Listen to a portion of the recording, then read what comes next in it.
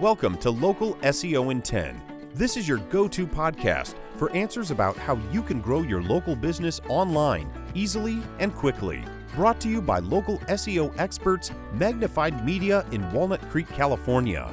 In each 10-minute episode, our digital marketing expert Adam Duran answers your questions on how you can get more leads for your business fast. Remember, if you're not taking care of this part of your business right now, you can bet your competitors are. And now, here's our host with the questions, Jamie Duran, and our expert with the answers, Adam Duran. Hello, Adam. Hey, Jamie. All right. How's this week in the land of local search engine optimization? In 10 minutes only. That's right. It's going good. Thank you. Yeah? Yeah. Thank you. Great. What are we discussing today? Today, I'm going to talk about. We've actually done some recent testing, and I'm happy to bring this to our listeners' attention because it's something that I think they could benefit greatly from. And I'm going to explain what we did, why we did it, and then what worked and what didn't work, and then how you can replicate it yourself. So first thing is, we're going to be talking about Google reviews and Google reviews for your business. Super, super important. So what we know is after under 20 reviews, very hard to outrank competition. Over 20 reviews, and now you have a great chance of outranking your local competition for your category. So we want to get at least 20 reviews for your business. After that, of course, we want to get more and more and more, especially if your competitors have double or triple, or if they have the same amount, even, we want to get a lot more reviews than our competition. Make sense? It does. I just don't know how it's even possible, but maybe you're going to tell us. Well, a few years ago, it used to be pretty easy. You could just go and click on, Google reviews for $100, and you would get 20 reviews. And I mean, it was crazy. Anyone could write a review. You could create your own account. You can have your friends do it and then write reviews for you. And Google never cared. So those reviews, those, especially the aged ones that we see now, they're obviously fake reviews, all that stuff. They're there. So, but now after, within probably the last year and a half or so, Google has been following Yelp's example, which means they've been filtering reviews. And that means for you, if you want to know, hey, is my review actually up? When you look yourself and you're logged into your Gmail account that wrote that review, it'll show your review to you. However, if you go in an incognito window, or you sign out, or you go into a different browser and check that business, you can many times see your review's not there. So that that does suck. So because if you've gone through the trouble of writing that review and then Google just says, nope, you've some way triggered their algorithm to say it's a fake review, it will filter it and then it will never tell you. So check, and check. You can check one of those three ways and you'll see if your review actually is showing. Okay? Yep. Now, the other important thing to know is that if you're doing local service ads, this is where your reviews are also extremely important, because in local service ads, those are the Google guaranteed ones. The stars next to your name, that's pretty much the only differentiator that you have. And so if you have a business in the local service ad grouping with you and they have 800 reviews and you have 15, you're probably not going to get a whole lot of calls. That's just the way it goes. So you definitely, if this isn't part of your business processes, you should start one. You got to get reviews. I know it sucks. I know Google says don't ask for reviews, and then they say ask for reviews. I know that Yelp says the same thing. Hey, don't ask for reviews, but ask for reviews. It's crazy. Anyway, they can only do good for you. So we tried this experiment. All right. I am in a networking group, Jamie. Did you know that? Several, right? Well, I'm in one main one. Yeah, several, I guess. And the one that I tried this with, we meet on Zoom, and we meet every week. And so what I did is I chose one of our members that we've, many of us know and have done business with. And I said, hey, everyone, in the next 15 minutes or so, let's all write a review for so-and-so's business. And if you do so, that person and I will write you a review in return for your business. One? Wow. So that meant that, so in that time, so about 21 people wrote a review. And so that just that exercise alone, that's 60 reviews came out of that. What we noticed though was soon after that we wrote those reviews, by the next day, only 8 remained. So that means Google chose to filter 13 of those reviews, right? 13 of those reviews, and only show 8. And that was not cool, right? that because we were like, okay, we had done this, by the way, another experiment we had run last year. We had a party, a Google review party, which I think we did a podcast about. And what we noticed is pretty much the same thing happened. We were all in the same area, so the same location, and we all were writing reviews for each other. And basically that same thing happened, that ratio where basically 70 to 80% of the reviews were filtered out.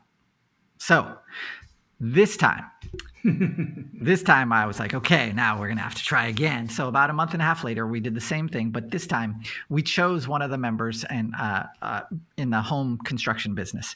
And we said, okay, hey, John, send me, this is how I did it. Send me pictures, photos that you have taken from about 30 different projects. And then we did the same experiment, but this time we added photos. So each reviewer added 1 or 2 photos that John had provided. What that did and what we found, so same kind of thing, about 20 people, about 20 reviews were written, and of those, 18 remained. But by the next day, and then now it's been more than a month now, and they're all still there, and that seems like to be the secret sauce, Jamie. So 18 out of 21, that's awesome. So that's very good. If you are in a networking group, this is something you can totally do, but understand that so we had to, trial and error, right? We're trying to figure out what triggers that algorithm. So what we can kind of extrapolate from this is being in the same location, no good. No good. Not using a photo, no good, right? Now you only have a 30% chance or so that it's going to be shown. So, but having a photo, that works. That helps. My next plan, though, Jamie, guess what we're going to do? Not do them at the same time.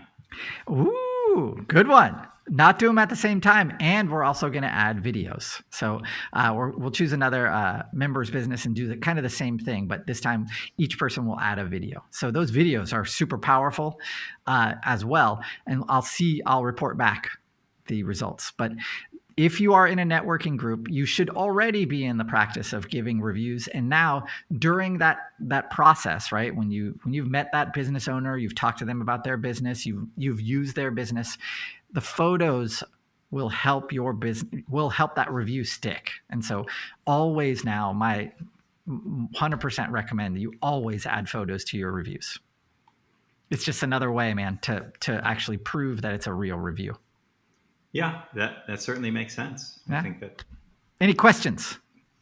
Well, in other networking groups, like chambers of commerce and those kind of things, one thing that I'm trying to get going regarding reviews is kind of a pay it forward. So let's just say you have a business, Adam, and I write a review for you. And then you pick the next person, somebody that you've done business with and you would actually recommend, which is not the case in every networking group. Yep. But you pick someone and then you write a review and you show them the review, either print screen or text it to them and say, pay it forward. And then they write a review with the picture, text it forward. And so far, guess what my batting average is? 800. Out of 100. 800. There you go. Incorrect. So 1,000. So Woo! yeah, 10 for 10. Nice. But it's And the reviews have been up there for about 3 weeks now. So awesome. Guess what the downfall is? People are busy. Yeah, the pay it forward part. So, yeah, it would be nice if if you got a review written for you, you felt that social obligation to write it for the next person. But all right, well, keep on trying. I know. I'm going. busy, Jamie. I'm busy. If you're busy, by the way, you can just go to ChatGPT, type in, "Hey, write a 5-star review for whoever." Mm-hmm. Mention their professionalism, their customer service, all that stuff, and ChatGPT will spit out a great review for you. Perfect. All right. Well, definitely. I think that's great. Now, what do you think about if you just cranked out like 10 reviews for 10 different businesses all at the same time? I think that also probably would trigger the Google algorithm. It does depend. Okay. It depends if like say you went traveling and then you use your Google Maps app to go to each place, Mm-hmm. then I think, and then you add photos and stuff like that, then I think you'd be fine. Okay. Like it actually followed, it guided you to that location. You were there, you took pictures.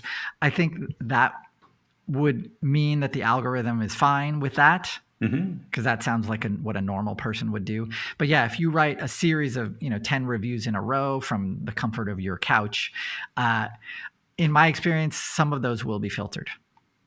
Yeah, that makes sense. So maybe not write 10 at a time, maybe 1 or 2. And if you are listening to this, so one of the reasons you want to do this is because Google does allow you to become a local guide, and that means your reviews, the more work you do like this, the higher your guide level becomes, and the more powerful and more prominent your reviews become. Sure. So that will help whoever's giving you or whoever you are giving a review for, that will help them a lot more because your review many times for the local service guide reviews, the higher level ones, your review will be featured on their Google listing. And that's awesome. So yeah, definitely this is a kind of weirdly giver's gain kind of thing. So yeah, giving reviews to get reviews. I think in my opinion, that is still the best way to get reviews for your business. Yep. Other than kind of pressuring your clients to do it, which a lot of people just don't want to do.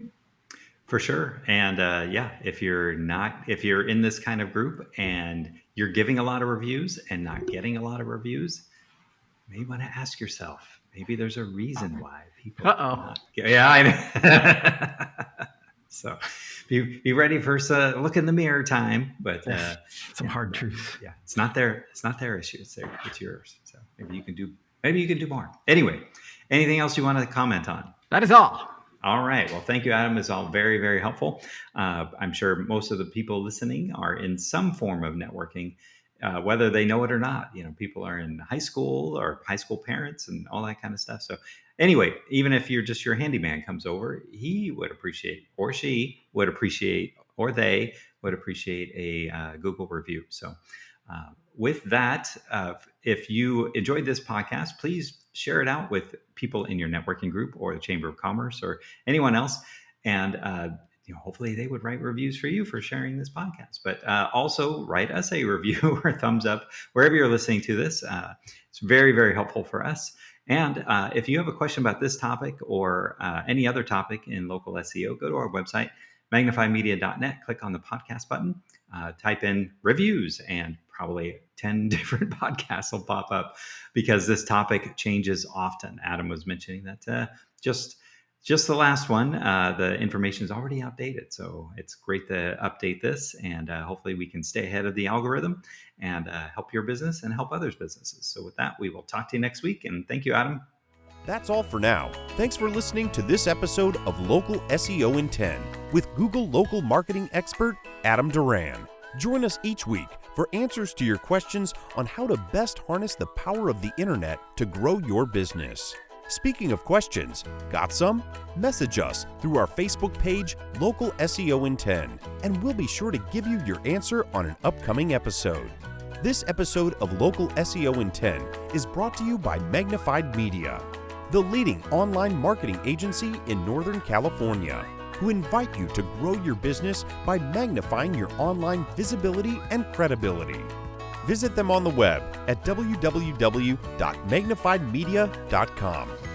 Magnify your business, magnify your profits.